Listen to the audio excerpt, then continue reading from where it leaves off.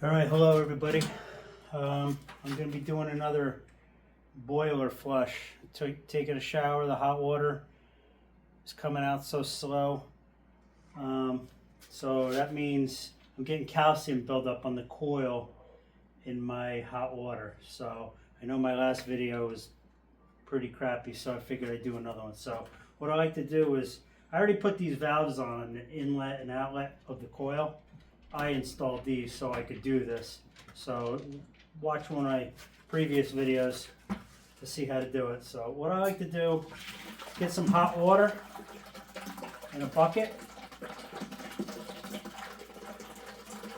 Put a little in here.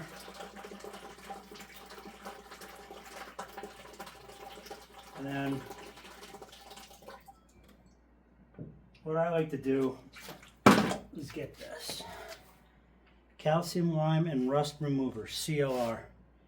You know, Amazon, I forget how much it is. I have the worst memory. So what I like to do is put about half of this in this bucket. I mean, I don't care. I want it clean.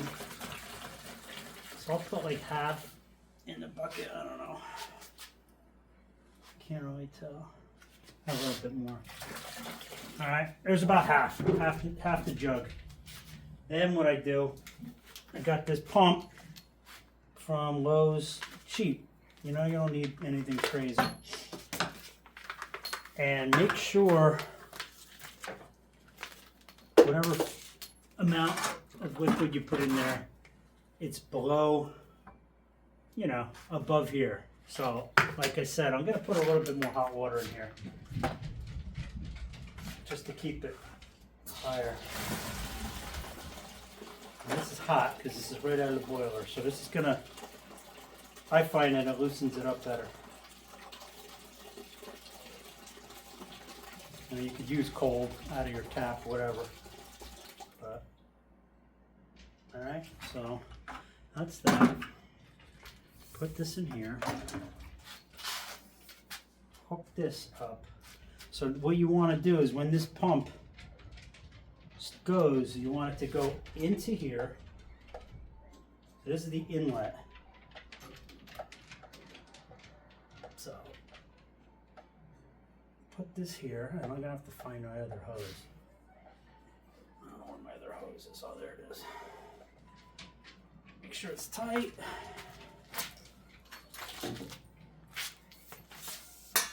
And then make sure this is on tight. You know, you gotta connect everything. So this one's gonna go back. When it goes through, it's gonna pump out and go back into here. And it's just gonna recirculate this hot water and LCR.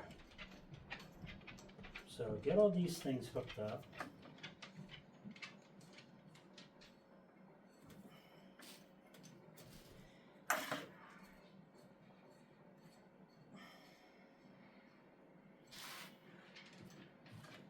Alright, nice and tight.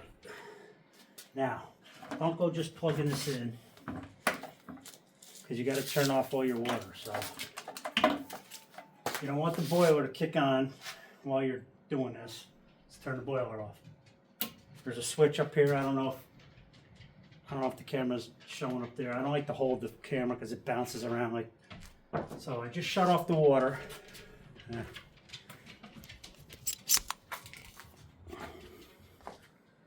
Shut off the boiler. So here's the switch, okay? Yours will probably be up by the stairs or whatever, and that means all the lights went off. See, all the lights are off. And then you turn the water from the house, from the main, turn that off. All right? So the water's off, going in, cold water.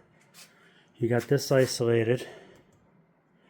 And then turn the hot going out to the house off. So basically you just made a loop in here.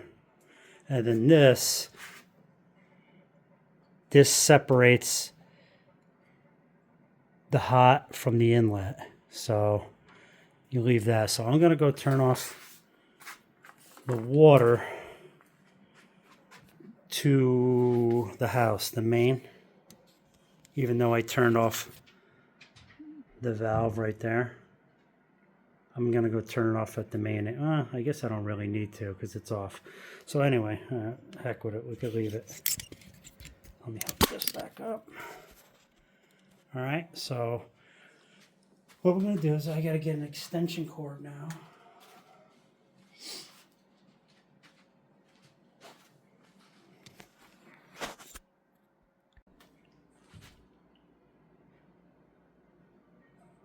All right, so when you got the power off to the boiler, the water coming in, because you don't want to keep pumping water in while you're trying to work. And then you got this off. We're going to open these valves because this is giving us a circulation that we can, because you're closed here, it's going to be pumping through here and coming out here. So we want to circulate this LCR through the boiler coil. So basically this is just going through the coiler and coming back in and out. So open both of these. When everything opened up, ready to go, you got enough water in there, plug it in. That does that every time, I don't know why. You know what? Why is it doing that?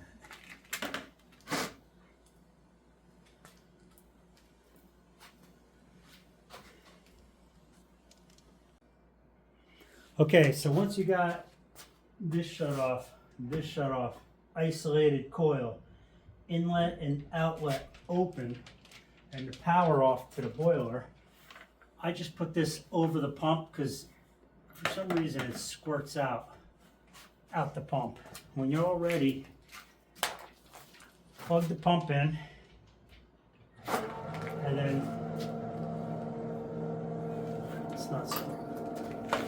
Plug the pump in, and this should eventually start pumping out.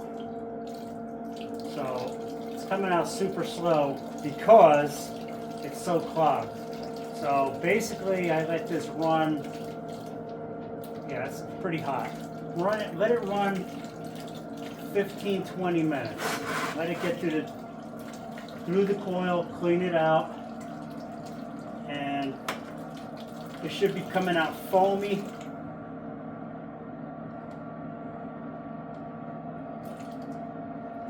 When it starts to clean, but you gotta let it sit 15-20 minutes. All right, and then we'll reverse it. All right, so it's been about 15 or 20 minutes.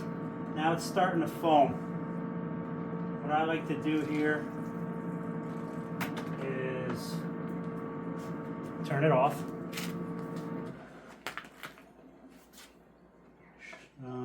Shut these. And I swap them. So this is still super hot. Because maybe all the crap that goes in this way is just getting stuck up against the screen. I don't know. So I like to push it back the other way and run it another 20 minutes.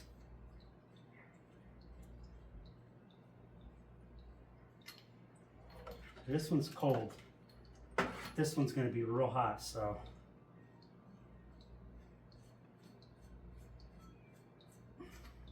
now I'm just switching them.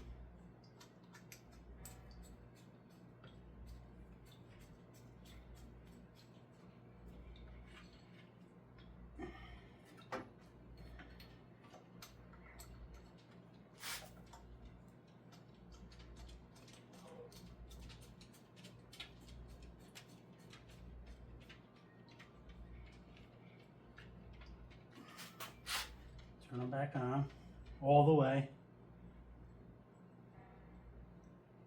I guess you could have done like ball valves like these quicker, but whatever. All right, now we're just going to turn it on again. Plug it in. And then so that's going to blow it the other way.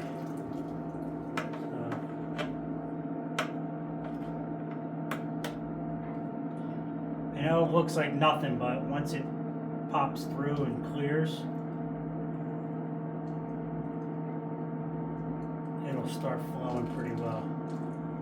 Maybe 20 minutes after this cycle, it'll be flowing pretty good. See, that's not bad. I mean, that's pretty good actually. I've done this so many times that I can tell. But again, I'm gonna let that sit another 20 minutes. Let it go, and we'll come back and see what's up. Okay, it's been about 20 minutes circulating it the other way, and it's running pretty good. See, it's coming out, it's flowing like almost like a faucet, so that tells me it's clear. You could always hook it up and send it out the other way if you're not happy with it, but this is pretty good. That's good flow. Yeah, so that's it. Hope this video helped better than my last one. I know I had problems with the editing and stuff, but yeah, basically turn it off, turn these off, and then turn that on, and flip your switch for your furnace, and then you're done. All right. Hope this worked for you. Thanks. Oh, one more thing.